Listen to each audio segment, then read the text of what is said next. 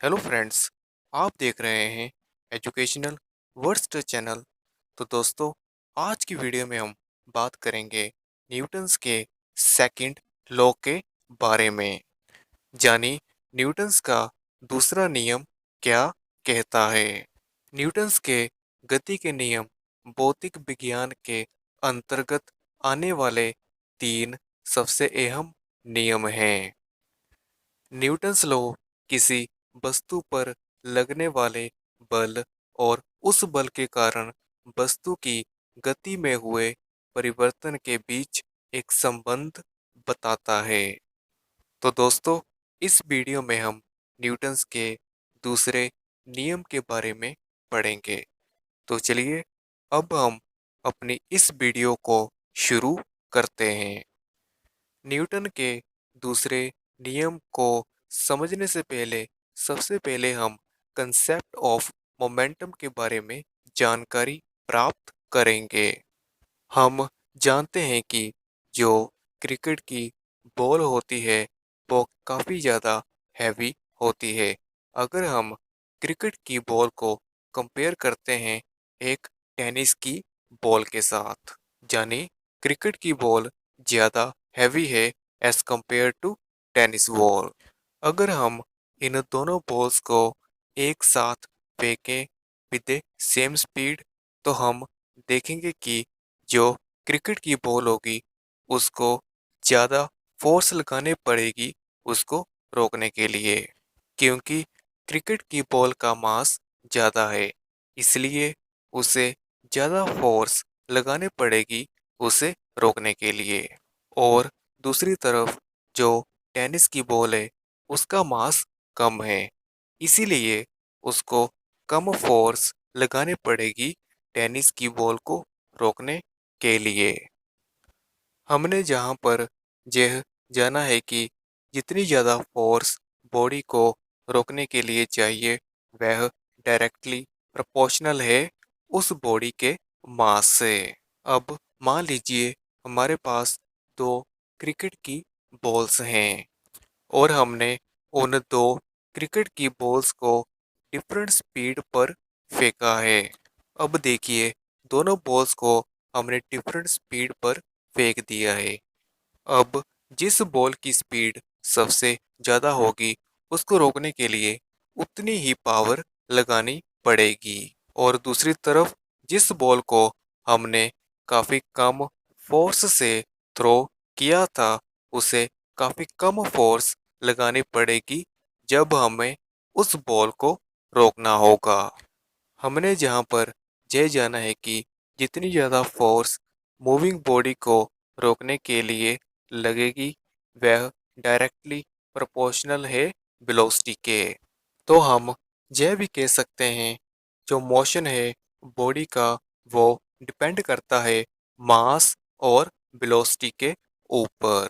तो दोस्तों, इस चीज को हम कहेंगे मोमेंटम, यानी जो मोमेंटम है वो मास मल्टीप्लाई वेलोसिटी होता है, यानी momentum is equal to mass multiply velocity.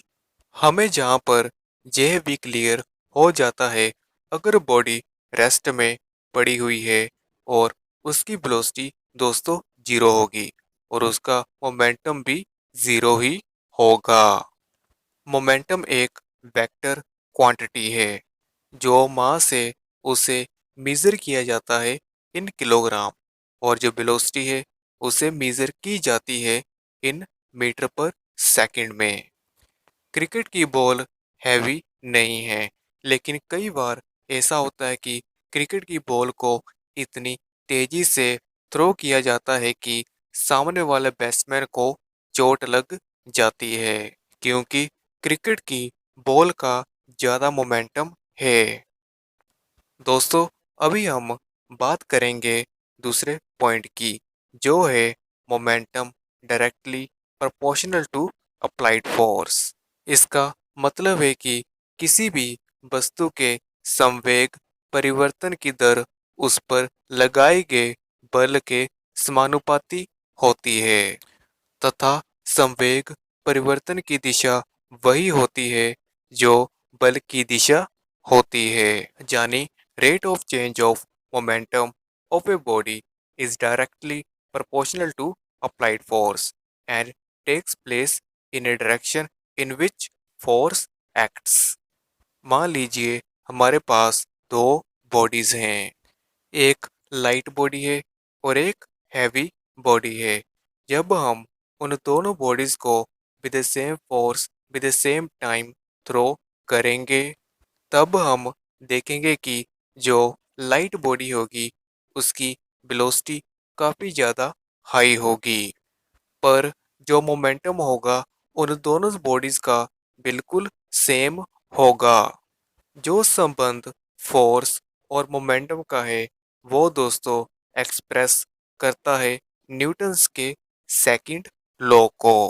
दोस्तों, जो न्यूटन का दूसरा नियम है वह फोर्स और एक्सेलरेशन के बीच भी एक संबंध देता है। हमें पता है कि जो फोर्स है वह मास मल्टीप्लाई बाय एक्सेलरेशन होती है, और जब हमें एक्सेलरेशन पता करनी हो तो acceleration is equal to force divide by mass हो जाएगी। ऐसा ही यूनिट फोर्स का है न्यूटन, जिसको हम एक कैपिटल एन के साथ डिनोट करते हैं। दोस्तों, अभी हमारा तीसरा पॉइंट है एग्जाम्पल्स। वैसे मैंने आपको इस वीडियो में काफ़ी एग्जाम्पल्स के साथ समझा दिया है न्यूटन्स के सेकंड लॉ को, लेकिन मैं आपको फिर से कुछ एग्जाम्पल्स दूंगा। आपने कई बार क्रिकेट के मैदान में देखा होगा कि जब क्रिकेट की बॉल हवा में होती है और उस क्रिकेट बॉल को कोई कैच करने के लिए कोई प्लेयर उस बॉल तक पहुंचता है, वह प्लेयर कैच करते वक्त अपने दोनों हाथों को पीछे की तरफ ले लेता है। जब वह क्रिकेट बॉल को पकड़ता है तो वह अपने हाथों को बैकवर्ड की तरफ पुश कर लेता है। ऐसा वह प्लेयर इसलिए करता है ताकि जो बॉल का मोमेंटम है, जो बॉल उसकी तरफ आ रही है, उस बॉल का मोमेंटम काफ़ी कम हो जाए। इससे उस प्लेयर को हाथों में चोट भी नहीं लगती। तो दोस्तों, अभी मैं आपको एक कार का एग्जाम्पल समझाऊंगा। अब मान लीजिए कि अगर किसी कार की दुर्घटना हो जाती है और वह कार काफ़ी तेजी से चलते हुए आ रही है और वह अचानक से रुक जाती है। कार का मोमेंटम काफ़ी ज़्यादा लार्ज है और वह जल्दी से रिड्यूस हो जाएगा काफ़ी ज़्यादा शॉर्ट टाइम में।